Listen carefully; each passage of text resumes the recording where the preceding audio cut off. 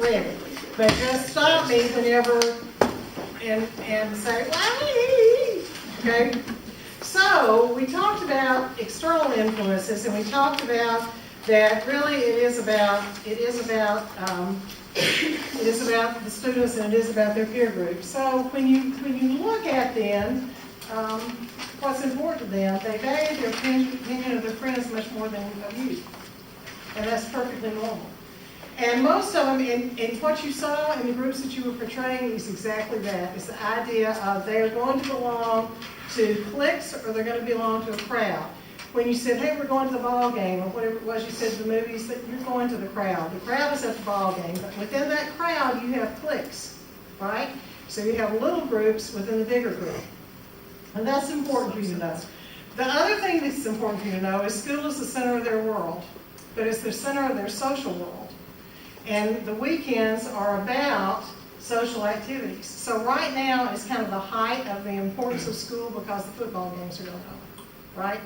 And if you go to a football game, then what you see is you don't see the students necessarily sitting down and quietly watching the football game or yelling at the football game. In fact, if you're on the first and second row, you probably won't see the ball game because the kids are going back and forth, or they're meeting behind, or whatever. So you just need to be aware of that. Be aware that you're going to have cliques and you're going to have crowds. Grades, they want to get good grades, but it may not be because they want to learn. They may need the good grades to get into a particular school. They may need the good grades because their mom and dad told them, you've got to have the good grades. So yes, they want good grades, but don't assume because they are wanting the good grades, it's because of the learning that they want to happen. Regardless of how obnoxious they can be sometimes and how much fun they can be sometimes, and they are fun, they are funny. Teenagers, middle schools are funny.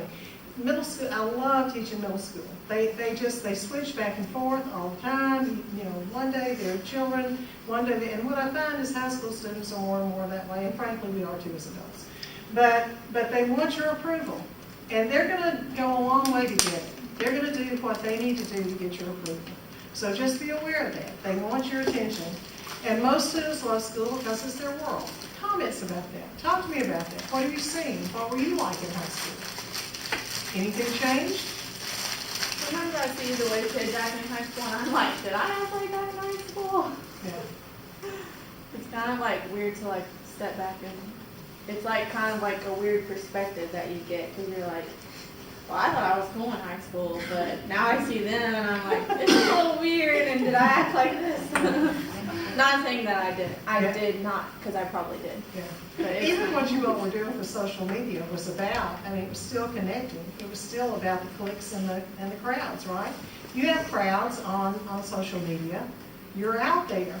But then you have cliques on social media too.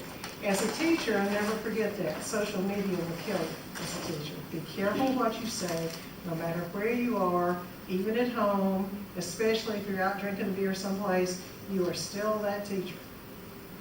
Fair or not. Fair or not.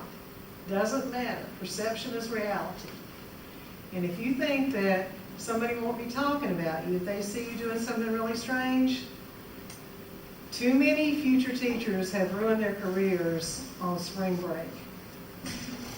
Be careful of that. Be careful of that. But even with social media, it's very different, but you still have those cliques and those crowds. They may not be in person, but they're certainly on those phones, on the smartphones. Anything else about that? She had a confessional about, looking at. I think that's very true to the second statement, regardless of how they act. They can be full of drugs or sweet as they can be, but it's important for them to know that they are important, that they matter. And sometimes they will act negatively. You would never ever guess that that's what they want, but if it's true, they do. And sometimes it takes a little bit to understand that and stop before. There is I wish I'll let you know what it is, but there's a video of a mother who is giving her baby all this attention. I don't know if y'all have seen that. And then all of a sudden she doesn't, and the child, it drives me nuts to watch it, but the child starts acting, he's been pointing, and she'll say, yes, talking like we're supposed to talk now. We discovered all of a sudden that baby talk is a good thing. You know, that's so-and-so, I know, you're so cute. And he'll laugh and she'll acknowledge it. And she stops and shows no reaction at all. And you'll see the baby pointing and gets no reaction. And it's not very long till that child starts acting loud. Now this is not a very old baby, but we'll start doing some of the same things you will see teenagers or what we as adults will do. So starts fussing and then starts crying, and really what we would call misbehavior in a classroom. And it's because of that lack of attention. It's pretty fascinating. I was going to watch it. It's true. We all want attention, and we're going to do whatever it takes to get that attention. And that's the deal with that teaching, is you're the person that gets to decide whether that attention, whether that leader becomes a very positive leader or becomes a very negative leader. And a lot of it will have to do with you. And you want to be the teacher that in 10 years they come up to you and say, thank you so much, you saved my life, instead of walking by, you were just a real jerk to me. Be aware. Okay, so top one. Talk to me about that. What does that mean? Well, students today, and I think it relates to those of us on the collegiate level as well, we're involved in a lot. We've been told our entire lives that you have to be really involved in everything in order to, build that resume, build that college application. And during that point, we've really stretched ourselves too thin between working, participating in a sport, a service activity, church and community things that our parents may push us towards, and then the homework. And it's really important for especially high schoolers to have that social time. And when you're stretched that thin, you're averaging 3 and 4 hours of sleep a night, and you're cranky and tired and stressed out all the time. And it's just not a good emotional balance state to be in. And when you're like that, you can't learn. I want you to hear what you said. Remember when I said students want good grades, but it may not be because? One of the first things you talked about was the good grades in the courses college really may not have to do with the learning, but it may have to do with preparation. Let's go ahead. But I don't think it's necessarily a bad thing. I mean, speaking on the collegiate level right now, of course, we're all stressed out. We just want to pull our hair out. But it's all preparing us for tomorrow, just in the same sense as high schoolers being stressed out. It's preparing them for tomorrow. Sure, they may have cheer practice and a football game at 7 and, homework due tomorrow morning at 8 a.m. or whatever time. But it's teaching them organizational skills, time management skills. It's teaching them skills that they're going to use for the future. So it's just preparing them for their future. Other thoughts about that? I feel like there's a really fine line you have to walk with that, though, because I agree. There is such a thing as a good amount of stress, because you don't want to be lazy, but at the same time, I feel like we too easily cross over into the too much stress. Like when I was in high school, my senior year, I was a student tech. I took AP Bio, AP Calculus. I was doing a lot of stuff with my church, and I was doing a lot of stuff outside of school, trying to get ready for college as well. And granted, AP courses are a little bit more challenging, but even my regular classes would assign 3-4 hours of work a night, and it's just okay. And this is something that wasn't just me too. Everybody else was okay, well, you got 3 hours of work for this class, 3 hours of work for this class. My school worked on a block schedule, so that was only 4 classes a semester. But if you do 3 hours of work per class, that's 12 hours. I'm a math major. 12 hours. 12 hours of homework a night. That's no time for sleep if you're in class from 7 to 3. You can't assign just ridiculous amounts of stuff and expect it to be productive. Then at that point, it's kind of you have to choose between what you're not going to do and what grade can take the hit. And that in itself adds more stress because, generally as an AP kid, you bring home anything less than a D and mom and dad you're grounded for life. Yeah. I know I'm taking a class called Human Development 3, which deals with adolescents and teenagers. And one of the things that we learned about was how adults tend to not see that middle ground of adolescence. They go from childhood to adulthood in our minds, because we look at them and we see, you're built like an adult, you look like an adult, you should be able to take the responsibility of an adult. So we tend to put that much pressure on them to do the duties of an adult, do all your work, do all your like classwork, have a job, be ready to go to college, get all this done and out of the way. And we don't think about their brain still developing, and they're still learning how to function in society and take on that responsibility, and we just pile it on without slowly, gradually getting them into it. Tell me about your homework you had in high school. A lot of wasted time, to be frank. I remember I doing didn't that have for a lot. hours. I never did it. I remember I would go home every night and just sit at my desk for like 4 hours and not get anywhere on math homework and still make it to Did you ever have to write definitions to words or copy definitions to words? Yes. Oh, yeah. That was always classwork. I would tell More or you less that I can write a definition to a word, copy it out, and be thinking about what I want to cook for supper. I'm thinking about what I'm going to be doing tomorrow. What I'm doing has nothing to do with learning the definition of the word. Remember that when you become a teacher.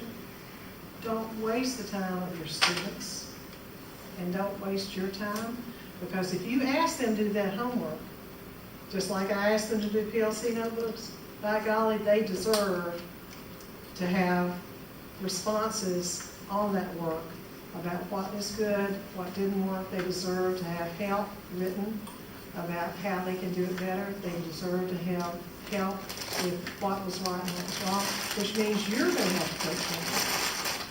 So be aware that when you are assigning, if you're doing what you need to do as a teacher, if you're going to assign homework, and a lot of it, then you are going to need to do a lot of homework for that homework.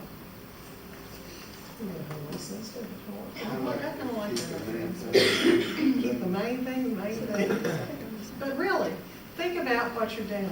And I think you're right as far as preparation, but I think a lot of times we do overkill. I think I have a lot of parents who take their children to soccer and to basketball, and they are not involved in their lives. Because what they're doing is they're taking the kids to soccer and basketball so they can have the teenager social needs met, so they can have their social needs met. Because they're sitting on the sidelines, or they're wanting to see pride, not just pride in their students, but they're reliving their lives through their children. Or they are vicariously taking pride in a negative kind of way with their students. Their students become in a vehicle instead of the main thing. So remember that when you're a teacher. Be aware of, is there a purpose for everything you do? Is what you're asking that student to do important to that student's learning? Is it something that's necessary for them? Is it background knowledge? Is it something they need to know? Or is it something that fills your time because you didn't do a good job planning the night before? I'd much rather you be straight up with them and just say, I had a sorry night last night, than make something seem important that's not. Because then you're hurting not only your profession and the students, but you're hurting that vocation you have, whether it's science or math, you're lessening that. Any other thoughts about that? Yes. I think about classes I've had here in college where they are stressing the homework, and they're like, you need to spend however many hours in class, you need to spend 2 hours outside of class working on homework, and you're sitting there in the class thinking, I have this and this and this and this and 6 other classes that I'm doing, and you want me to do your homework for 2 hours? I don't think so. And then you think you're doing that to your students. You're like, you need to spend this much time on the homework that I'm giving you.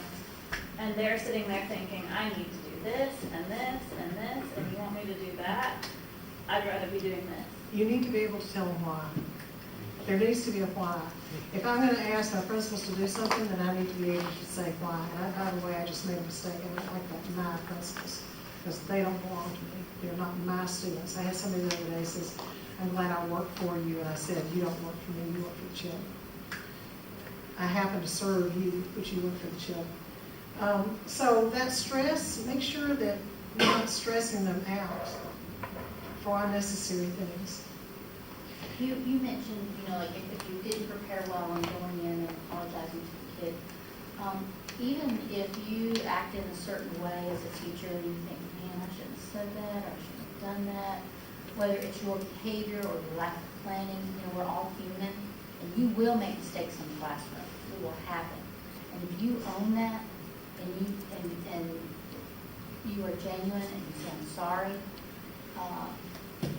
the kids are so forgiving.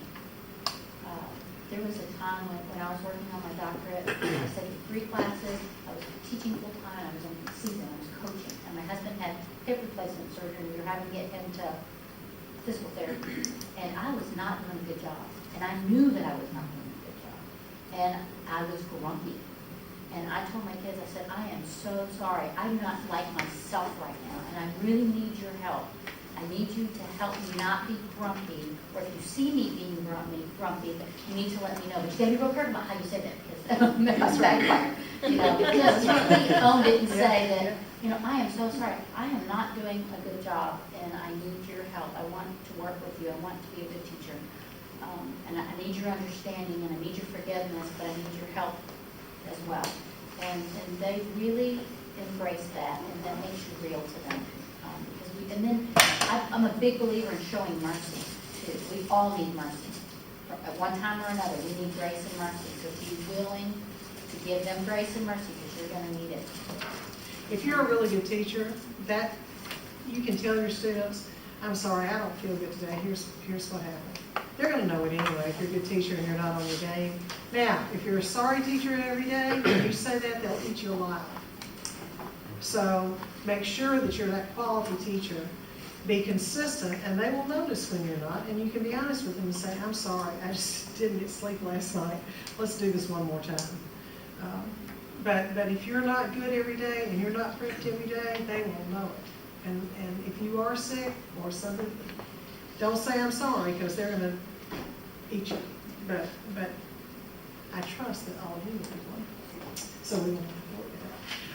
They want to be popular, and the rest of that you can kind of take a look at. That last one down there is kind of, they need affirmation, and they have fragile spots. Don't go after them, even though you want to. Even though you want to, don't go after them, because that's a big mistake. Kind of about teaching, right there. First things, last things, critical. So you want to always recoup. And you had instruction on lesson planning, but that reiterates that. Last thing, are primarily concerned with me. Know that. So the other part is that you are the teacher, you are in charge. They want you to be in charge. They may not act like they want you to be in charge, but they want you to be in charge. Part of that is because you are their stability in many cases. We were talking about the whole child and the hungry and the parents, go to high school and the parents that have kicked the kids out. A lot of your children will be homeless because they're moving from friend to friend until that friend's parents has had it and they say, I'm sorry, you need to leave. But they want you to be in charge. You are their stability. So the consistency you have from day to day is critical, because everything in their life may be inconsistent except you. That's why she can say, I'm sorry, I've had a bad day, because she's been consistent with everything from the routines.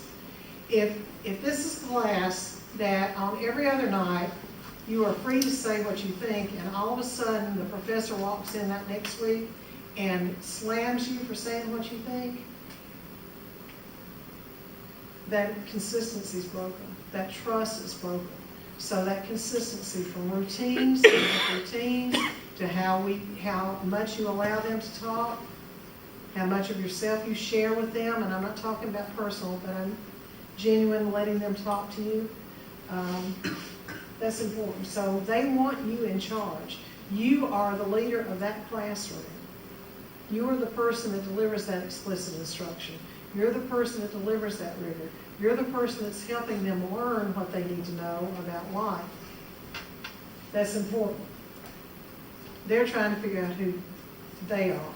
They don't need to be trying to figure out who you are. Okay? So, how do they see you? How do you dress? And I'll emphasize that. And it's not because I'm old and crafty. I'm just telling you there needs to be a difference in the way you dress as a teacher and the way the students dress. That's important. It may not seem important, but I'm telling you, it's important. So how you dress makes a difference. With this, you probably heard being aware of what's important in the room, being aware and being able to pick up, okay, I'm going to have trouble over here. I can see it right now, so I'm going to move over there because I don't want to have to call out names, because when I do that, when you call out the name of a student, your instruction stops. Then the other students are wondering, oh, wonder what he did, wonder what she did. And they'll think about that.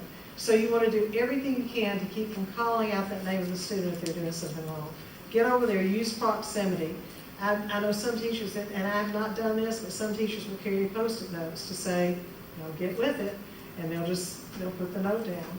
A lot of times just touching the desk will do it for the students. But find different ways of bringing that class back into focus without having to call out a name, because that stops instruction. No nonsense attitude toward your subject. Don't ask dumb questions on a test. If you're going to give a test, don't ask what day of the week is it, or who won American Idol. It's totally irrelevant to your content. And when you ask that, although you may think it's cute, it demeans your content area. Talk to me about that. Sounds pretty folky-ish to me. I've had teachers where during tests they would do a funny question for the bonus, and that would be like your extra credit. I don't know about that. You need to decide what a test is for.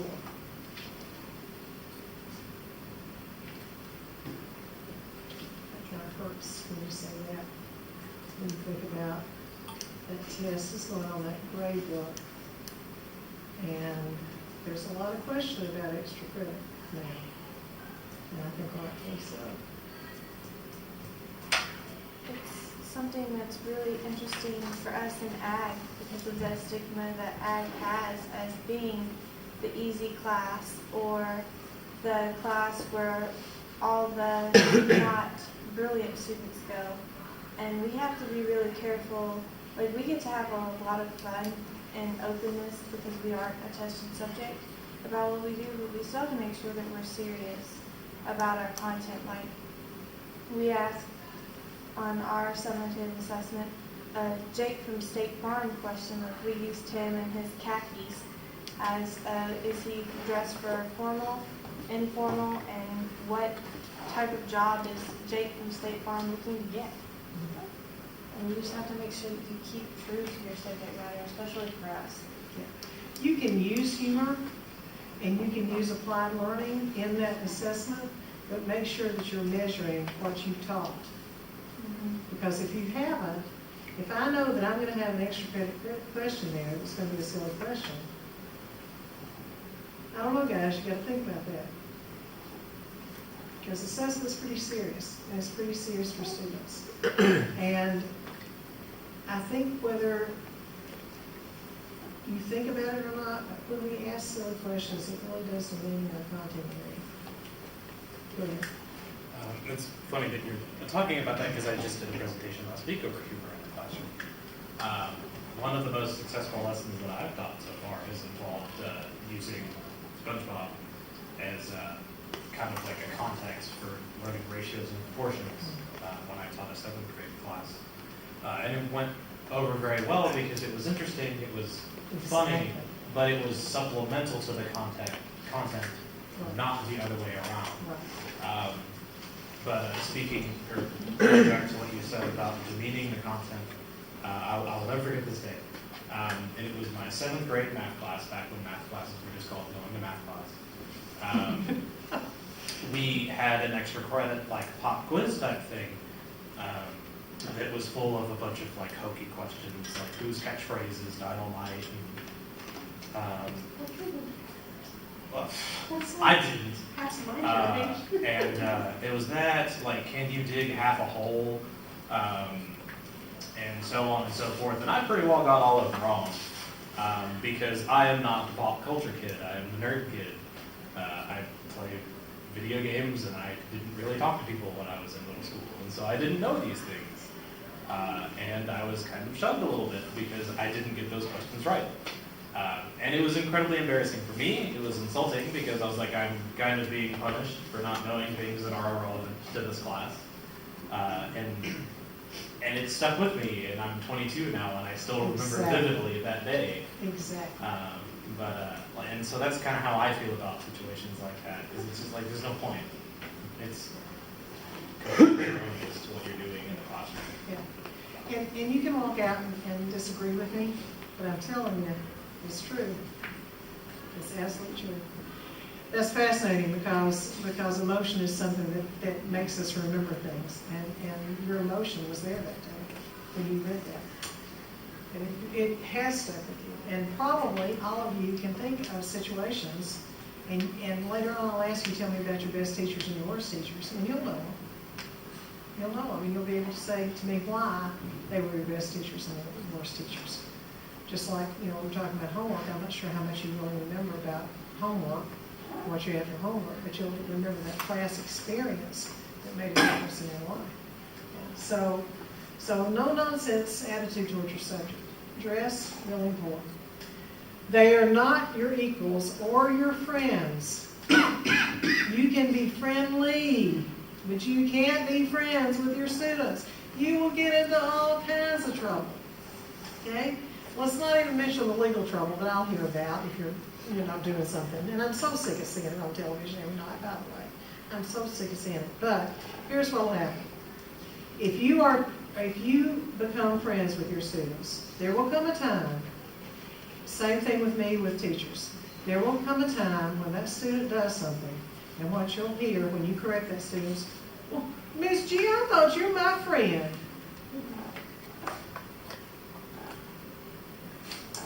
Be careful of that. Be careful of that. Guys, if you're going to talk to a girl, get down on her level. Don't look over the top of her. Enough said, okay? Don't be in a classroom by yourself with them. Stand by the door.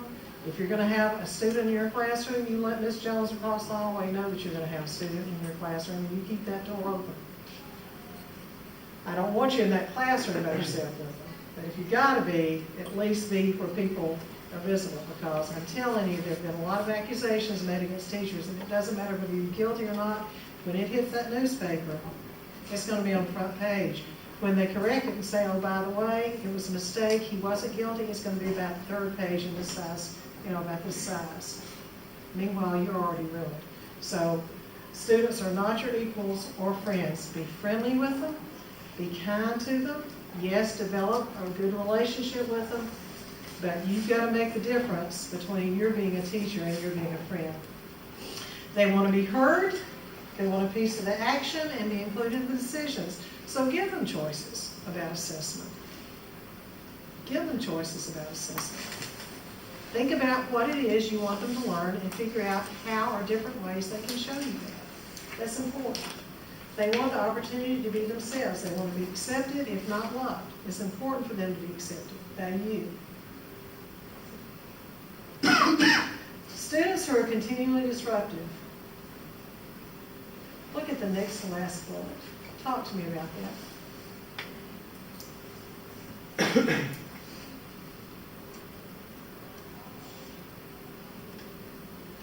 What does that mean?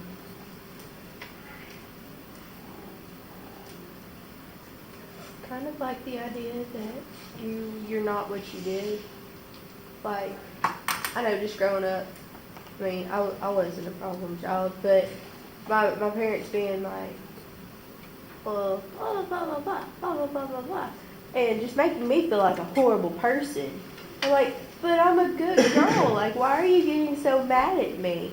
And it would just make me feel like a horrible, almost like just a horrible daughter, even though I know I'm not. I mean, I think I'm a pretty good daughter. But my point is not making them seem like they're a horrible student or a horrible child just because they were talking in class or something. Because if you're the only people in their lives that really matter to them, or like the only stability that they have, then if you're getting on to them for their behavior and making them feel like they're just like this horrible thing, then I don't know, it's just not a good thing. Not a good situation to be in. I think it goes back to their peers are who they want to impress more so than you. So if they can get a rise out of you by talking in class and look good in front of their peers, then that's what they're going to do more so than respect you, because they need the respect of their peers more than they need the respect of you in the long run of their school careers. If you don't have that relationship with them, if you don't have that respect from them, then they will. They'll eat your alive because they're going to do anything to get attention. Okay? If they respect you, then their brain will kick in and say, "Oh, wait a minute, that's Miss G. She's a pretty cool kid. I don't want to, I'm not going to take her down." But if I have been mean to you over here, then you're thinking, when's she going to be mean to me? So be aware that whatever you say to one, they're going to be thinking like that. I think too that students, it's like, look at me, not at my behavior. Look at who I am, not at what I do. They really want to be recognized and accepted, and sometimes it's through negative or inappropriate behavior to seek that attention. I had to watch a documentary in my human development class, but it was about Dropout Nation, and it was about some kids who were in what they called a dropout factory school. And there was one kid, he was in high school, he didn't have any parental people at home, and he acted out a lot in school. He had a lot of emotional problems, but he wanted to finish school. So they went through and they followed this kid as he was trying to graduate and trying to get to the end of his school career, and he kept blowing up at people, kept getting angry at the people who had showed him love, the teachers, the principal, and he was so mad that nobody was seeing him for him. They were just seeing his blow-ups and his wearing a hat in school when he wasn't supposed to. They were nitpicking at him, and he felt like he was being singled out, even though he was really a good kid. He could make good grades. He just had some emotional issues, and he didn't have the support he needed at home.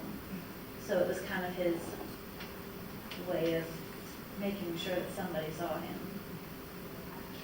We're all going to matter one way or the other. And it's really important for you to be able to see them as people and not how they're dressed necessarily, or what they say, or how they talk, but see them as people. That's important. Okay, moving on. Consistency. That's the word. Enough said about that.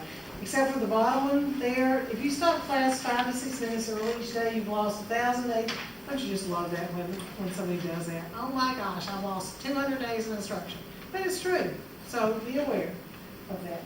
Consistency, same expectations for everyone. For everyone. Fair, you gotta be fair to every single student. I have to be fair. My daughter teaches in our district. If she's not a good teacher, then I've got a problem, because I have to treat her like everybody else. Like everybody else. What rules and procedures will you implement? Okay? You've got to have effective procedures. You should already talk about that 400,000 times. Your number one goal is to get your students on task. And I really don't like the on task engaged. What you were talking about SpongeBob, the idea that they can link to that. Nothing wrong with that at all, because you were using him as a vehicle for what you wanted to get at as far as instruction. You have to relate to your students. That's important. You have to get them engaged in learning. So behavior will happen if they are bored. It absolutely will happen if they are bored. More than anything else, students want to know what they can and cannot do in your classroom. So you need to think about before you go into it, what you want your classroom to look like, what rules you want to set up, or do you want your students to help you set up those rules, and then whatever those rules are, you've got to stick to them. Now, be aware, folks, just like if you have children at home and you say, the worst decision I ever made was when I said to my daughter, if you do that one more time, I'm going to ground you and take the car away from you. And she did it one more time, and guess what I had to do? Take the car away. Only problem was that I had to find a way to get her to school. What a pain that was. So I wound up punishing myself more than I did her, because I had to figure out, but whatever you say you're going to do, you have to do it. Don't say, I'll give you one more chance. Whatever you decide is the rules, so think through whether you're going to be able to enforce those rules before you ever make them. Because once you make them, they're there.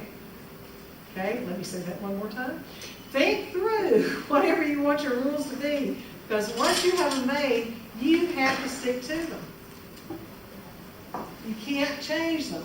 Be aware of that. Okay. Preventing problems.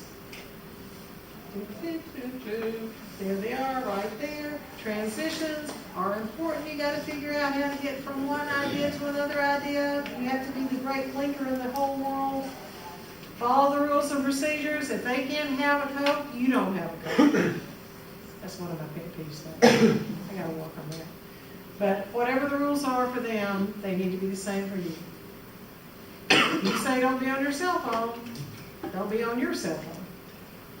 Okay. The last one there was educate yourself about policies. If you're going into a district, you might want to look at their policies that are on their website, handbooks, to see what you can and can't do that's like majorly important. Because don't think that necessarily somebody's going to teach you about those. How will you monitor behavior? Here's some ideas there.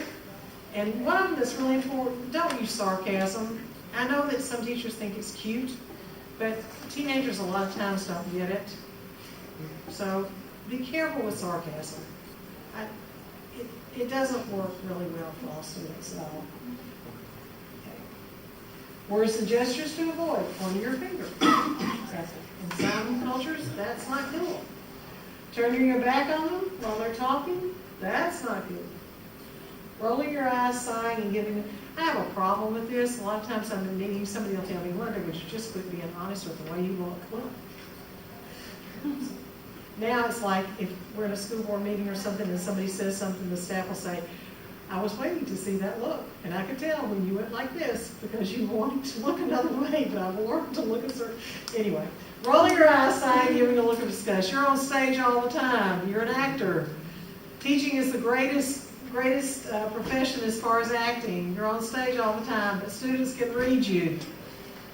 If you roll your eyes, they'll tell you. If you're a principal or a superintendent and you roll your eyes, they'll tell you. You rolled your eyes. Oh, no. So don't do that. Words to avoid saying. I have heard people say, well, I knew they were going to be that way because I'm telling you. I've heard principals say, not now, but a while back. I had their brother. I knew they weren't going to be any good. I'm telling you, I knew we'd have a problem. Oh, please. Get over it. Be careful with you always or you never. Well, no, sometimes. They may a majority of the time. But don't tell them that. Remember that person in action we talked about, separation? Threatening to punish the whole class for actions. How many times, have you all had that? Isn't that just joyful? You know, don't do that. It's not cool.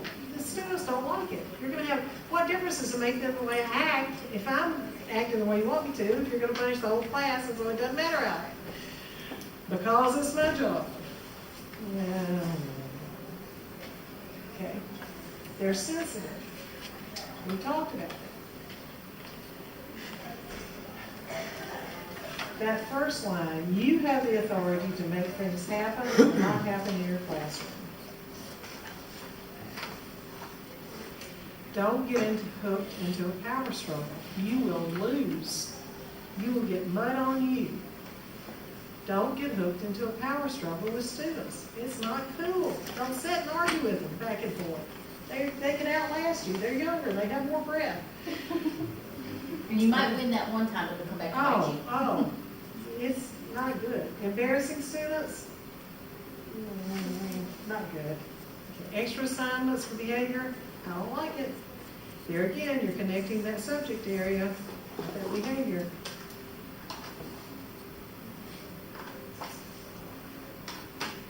You'll never talk loud or affect anything.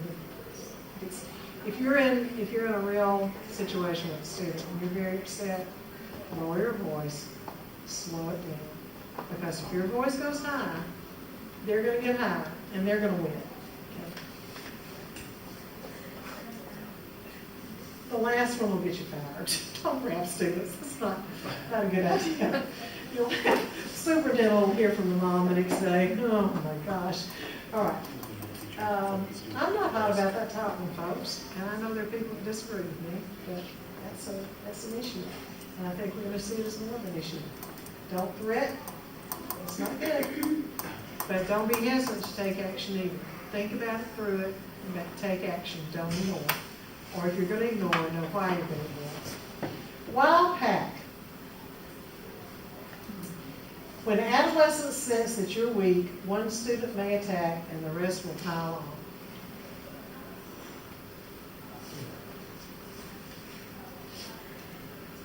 That's pretty harsh.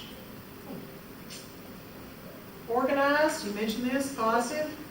Briefer classrooms, don't have 14, have a max of 3 to 5. Be interested in your students and believe. Teacher effect.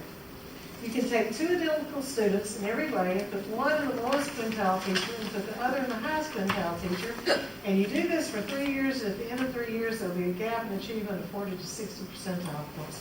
Whether you are a good teacher or not matters. It changes lives. Period. Teacher advocacy. Deep content knowledge and pedagogical skill, compelling nature. Of those 3, the most important one is the bottom. So your ability to connect with students is more important than what you know. Compelling nature, self-awareness, self-control, social awareness, relationship management, and open loop systems. Being aware that your emotions are going to impact your students and their emotions are going to impact you. Those, compelling nature, those are the things that make a difference in a teacher. Teacher leadership, kind of what I look for. The why is really important. Your students need to know why they need to learn it. And then the whole idea of leadership, because you're a leader. The next to last one can get you in trouble sometimes, but I believe in it. One of you mentioned risk, and I think if you're going to lead, you have to risk. You just need to decide how much you're going to risk. You're risking tonight being here because you could be with family or you could be with friends, so you're risking time. You're risking if they're going to be there at the end of class, or you're risking that this is so important that you're here that other things that you could be doing are left aside. That's what leadership is about all the time. It's a matter of risk. You have to be able to jump off the cliff, but if I were you, I would know what's on the other side of that cliff before you jump. So that's why it comes in, that know that you can win. So if you're going to take a huge risk, think about, is this a win? Is it that important? Is it that important? And if it is, go for it. Then that one, and you kind of mentioned this before, the people who can change are the most important people because it's constant change. Comments about all that stuff, because it's a lot of stuff.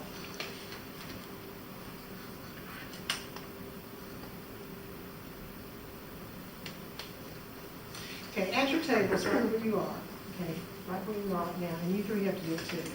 I want you to come up with the 2 most important things that are on there.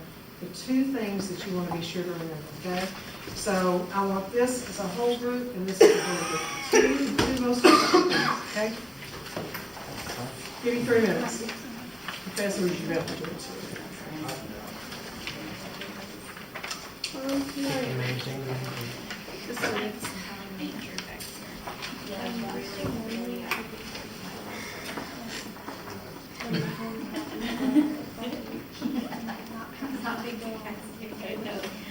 It's a vegetable.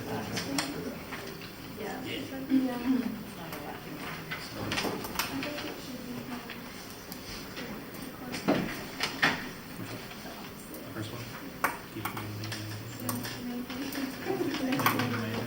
So she's given us the opportunity for 2 things, Correct. and we're gonna keep it. No. Yeah, we thought it all fit in. Now, the other part of that is I want to know why those are two. Yeah, I think keeping it in the main thing is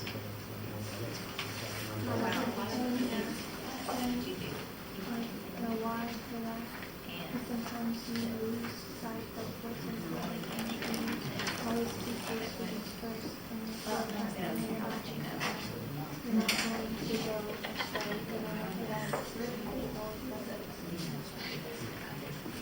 Over.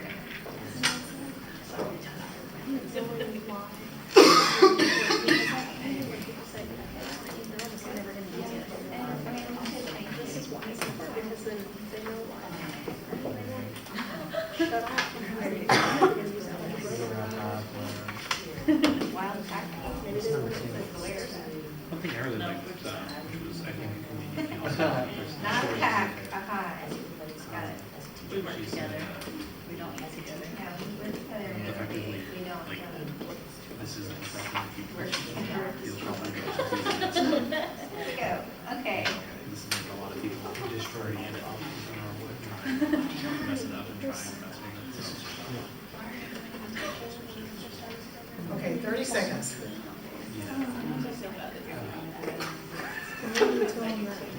Silver thread.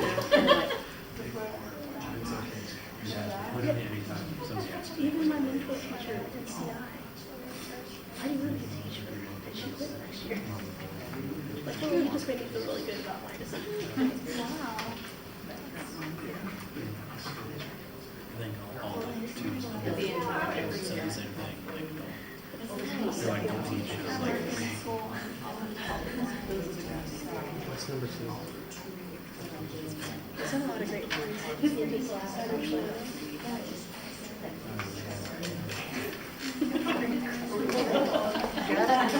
Get to, yes, no, maybe, perhaps. We have a really solid first one. I'm so proud. Thanks. Yeah, that's it.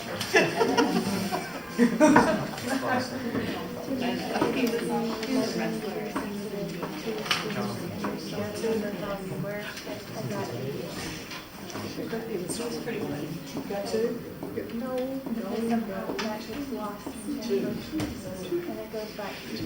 be consistent, follow the two. but that wasn't my second. You got a semi-solid second one? Yes, ma'am. All right. I'm so proud. Yeah, it's hard to say, it's gonna be hard. Yes. Yes. Okay, this group over here, what are they? Really solid first one, they said. Here we go. I can hardly wait. We're so anxious. You're setting the bar high. It's keep the main thing the main thing. We feel like it's kind of umbrella to a lot of what you've said. If there's like things that we're supposed to be doing or not be doing, you know, if we're keeping the main thing, we will be not doing those things or doing them.